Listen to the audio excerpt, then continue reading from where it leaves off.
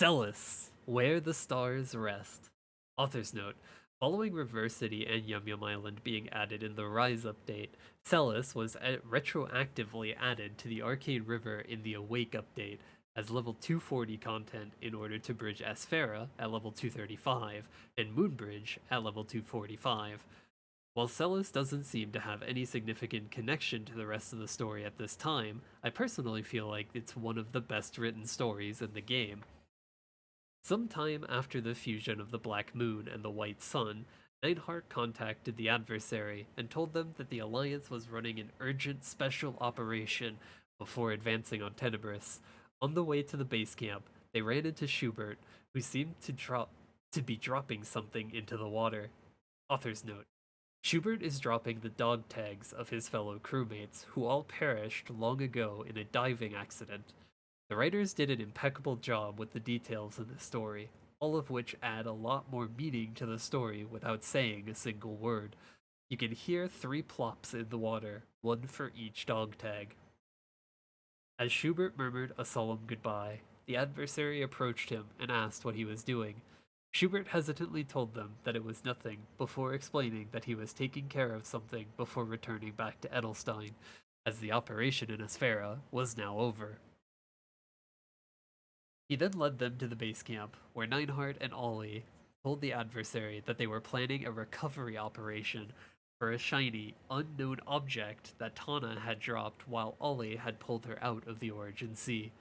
As it belonged to the Transcendent of Light, Nineheart believed that it had some significance, and so he wanted to recover it just in case it would help them in the fight against the Black Mage. Nineheart asked Schubert if he would consider helping them, but Schubert told them that he had experienced enough of the sea. However, he was unhappy to know that Ollie was joining the expedition, as she had barely recovered from Will's attack.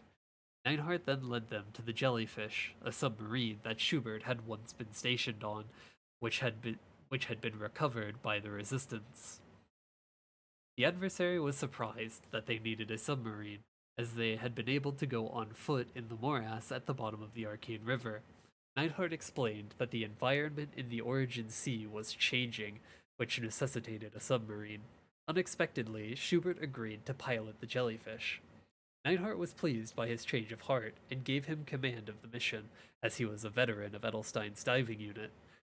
As they dove into the waters of Sellas, the team was surprised at how clean the waters were, unlike what Ollie had experienced while pulling up Tana. Over the comms, Nightheart explained that the sea had been murky because of Tana, and that the waters were now clear because she had been extracted some time ago. He then explained that they had installed a sonar system that was calibrated to search for high energy points. Upon checking the sonar system, they detected a high energy point nearby and put on diving suits in order to search on foot. Schubert noted how the older models of diving suits were heavy and made his arms hurt while practicing hand signals. Ollie was interested in learning the hand signals, and so Schubert asked the adversary to clear out the Vertate monsters while he taught her. Author's note: you can already tell that this entire storyline is just going to be us third-wheeling Schubert and Ollie. After the adversary returned, Schubert was still unable to pinpoint the signal. He suspected that the echolocation that the monsters used was interfering with the sonar, and so he asked the adversary to take out more monsters while he taught Ollie signals with light. After the adversary took care of the monsters, the signal cleared up, allowing them to head to the source, which they found to be a piece of debris that had come from a propeller broken off from an Alliance transport plane. As Schubert looked at the sonar, several Volar monsters began grouping together. Schubert asked the adversary to chase them off before the monsters began to attack. After clearing them out, the adversary boarded the Jellyfish, and Schubert prepared to return to the base camp as the sonar was coming up empty. Ollie then asked Schubert about how he had mentioned that he could boost the signal's power. Schubert told her that he wasn't willing to do so, as it would waste valuable oxygen and battery power while they were in uncharted territories. However, he conceded that Ollie had a point, in that the object that Tana had dropped could be useful, and agreed to search a bit longer. However, He gave them the caveat that if he boosted the sonar and still didn't find anything, they would immediately return back to base camp. He explained that in order to boost the signal, they needed to attach an antenna on top of the jellyfish, for which one person needed to boost the others up. Ollie found a cup full of sticks made for drawing lots, which Schubert uncomfortably recognized from his time on the jellyfish. He hesitantly explained that they were made to decide who was stuck with cleaning duty, with the person who drew the red mark stick being the one who lost. After drawing lots, Schubert was chosen as the one on the bottom, but he was the only one who knew how to install it. The adversary and Ollie both hoisted him up. Author's notes.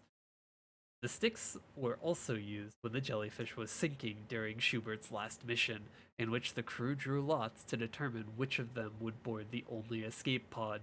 Obviously, we know that Schubert was the one who was chosen to live, while everyone else drowned, which gives a new meaning to what he says about the person who draws the red mark stick losing. Schubert attached the antenna on top of the jellyfish to boost the signal and immediately detected multiple contacts swarming around them. Suddenly, they were hit by an unknown object, causing the lights to flicker on and off, during which time Schubert momentarily saw an unknown diver standing in the cockpit. Around him, he saw ship debris and began having a panic attack, unable to breathe. Author's note. Panic attacks are in my top 5 of least favorite feelings ever. While this is all happening, we get a look into Schubert's thoughts about his past. He recalls his 3 crewmates, a sailor who was an excellent cook, another who was an expert with harpoons, and one who had been looking forward to meeting his newborn triplets. He then wondered what their hopes and dreams meant to the monsters which had consumed them. These 3 crewmates were the ones whose dog tags Schubert dropped into the sea at the beginning of the storyline. After he recovered, Ollie pointed out the sinking ships and proposed that they attempt to rescue. However, Schubert vetoed her idea and told her that aside from the fact that there was no other Alliance operations planned for that day, any airship falling from the sky wouldn't sink so deep so fast. He conjectured that the sinking ships operated similar to how the Erdas manifested an illusion in the morass, though Ollie pointed out that Tana's influence had created the morass, which made her wonder how the Alliance ships were being created. Schubert decided to end the mission and return to base camp, as the submersible was under enough stress already. Just then, the jellyfish broke down, and Ollie suggested salvaging parts from the debris. Author's note. GMS added some extra dialogue that wasn't part of KMS, which had the adversary mention that the ships outside are just illusions, to which Schubert says that the ships in the debris field are, in a sense, more real down in Sellas, which doesn't make any logical sense at all. As Ollie pointed out, Tana is the only person who's ever influenced the Erdas in such an immense scale as creating an entire fleet of sinking ships. It's possible that Tana's relic, which the team was sent to find, was able to channel some of her powers of creation in order to bring Schubert's memories to life. While Ollie and the adversary hunted down parts, Ollie told the adversary that she was worried about Schubert and believed that he was hiding something. However, she decided against asking him, as she had faith that he would tell them if it was critical to the mission. The adversary asked Ollie if Schubert had ever talked about his past in the diving unit. Ollie told them that she hadn't heard anything about his past before Neinhardt had mentioned it, and that she found it disappointing that he had never shared anything with her in the way that she had with him, wondering if it was because he didn't trust her. Recalling how Schubert had only volunteered to join the mission after learning that Ollie was part of it, as well as how he had taught only Ollie critical hand signals, the adversary believed that Schubert wanted to keep her safe. As the adversary continued clearing monsters for Ollie to recover debris, Ollie told them that she had made up her mind, explaining how, after the Black Heaven incident, she had seen the adversary standing next to the Empress, and how she had promised herself that she would fight by their side. Though people had laughed at her when she had told them about her dream, she had continued persevering until she had been specially picked for the advance party to the Arcane River, which was when people started noticing her.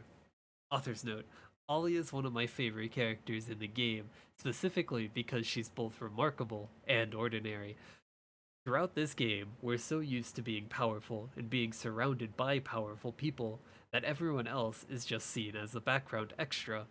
Ollie is a refreshing take on characters who aren't inherently powerful, but become important because of their sheer amount of dedication and hard work that they put into what they do. At first glance, she isn't someone that you'd expect to be significant. She'd be significant because she doesn't have the charisma or the abilities of the player, but after hearing about how she had a dream and realizing it through her own hard work and effort, you can't help but root for her as an underdog. As players, we can relate to her because most of us in real life are ordinary, just like her, not proteges like the adversary. I've only known Ollie for 1.5 storylines, but if anything happens to her, I would kill everyone in this world and then myself, which is why I fully support the Black Mage destroying the world in the timeline where Ollie died. Same.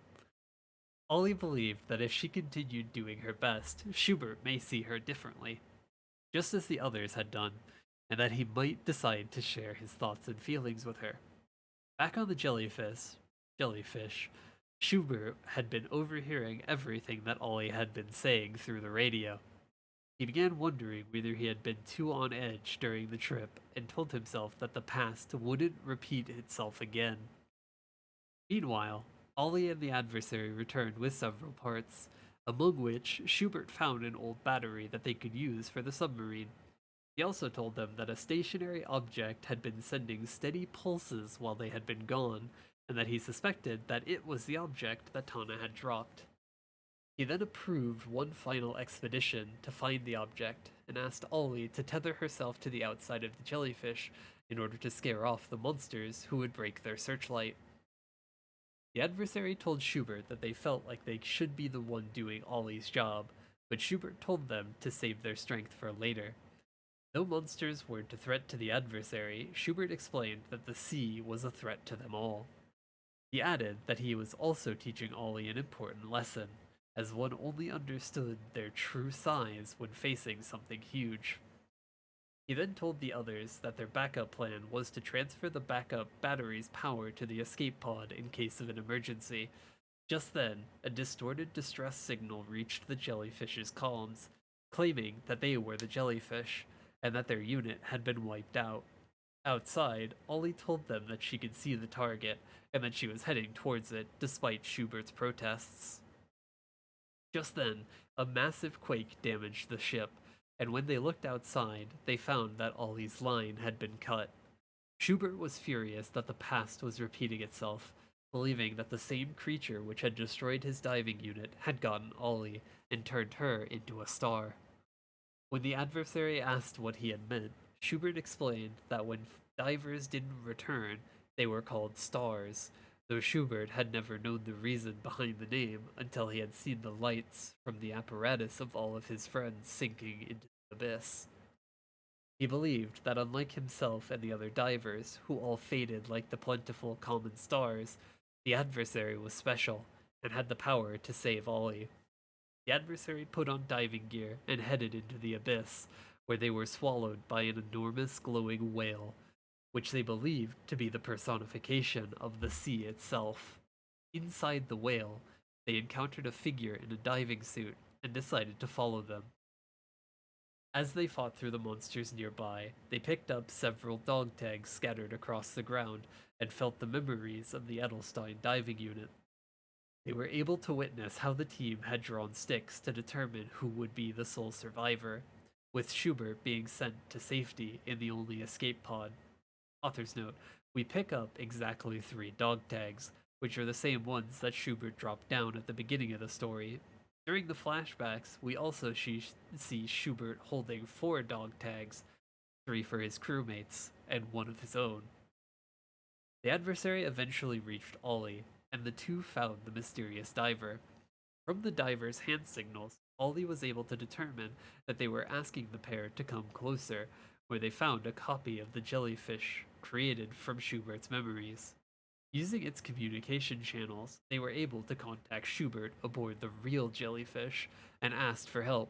explaining that the monster which had swallowed them was a whale, not the sea itself as he had believed. Schubert then unleashed a powerful attack from his arm cannon to destroy the whale, revealing that it had merely been thousands of jellyfish that had come together to form a whale as a defensive tactic. As they rose to the surface, by riding the jellyfish, the adversary found a glowing red necklace that had belonged to Tana and took it back to the base camp. Author's note: going by Schubert's explanation about stars, stars are basically just the souls of those who get consumed by the sea. As the whale is meant to be a manifestation of the sea, the glowing whale that we encounter in Sellas is symbolically countless small souls that had been part of the sea by forming the whale, including the souls of Schubert's crew, whose echoes helped us survive. What's even cooler is that the glowing stars are actually just tiny jellyfish, which help us escape the sea. In a sense, it's like the souls of Schubert's crew are helping us rise up to the surface in order to save us from dying like they did. While this is all happening, the comm system activates, replaying the last message that the crew had sent about sending its best and brightest to the surface before asking for him to be taken good care of. Just as we reach the surface as well, I really love how the storyline respectfully handles Schubert's PTSD and how it's reframed the whale from being the manifestation of Schubert's trauma into being a happier memory of his crewmates breaking the cycle of history from repeating itself inside of his head. Back at the surface, Einhard determined that the jewel on the necklace had been broken from a larger piece. He realized that Tana had cherished it so preciously that she had taken it with her, even as she had wandered without her memory. Based on that alone, he believed that it had significance enough that the Alliance would continue to investigate it. He noted that the necklace was glowing brightly and speculated that it was emitting light in response to its owner, then there was that if it was emitting light in response to its owner, that there was hope that they would one day be able to reach her. Author's note: the necklace is almost certainly the same one with the anti-magic stone that Jean gave her in Truefei, which Tana broke in order to disrupt the ascendancy ritual. I mentioned this earlier, but it's possible that it's been imbued with the power of creation, similar to how the Genesis weapon has been imbued with a small portion of the Black Mage's powers of creation and destruction. It's likely that it'll come back into play with Darmor ordering Melange to find Tana and the Genesis crux at the end of Limina. Nightheart's line about how they might be able to reach Tana if the light of her necklace is in response to its owner might be a reference to something that Escalade tells Angelic Buster in her class storyline, which is that the only thing known about Aona is that she lives in the Sanctum of Light, which is a place where only light can reach.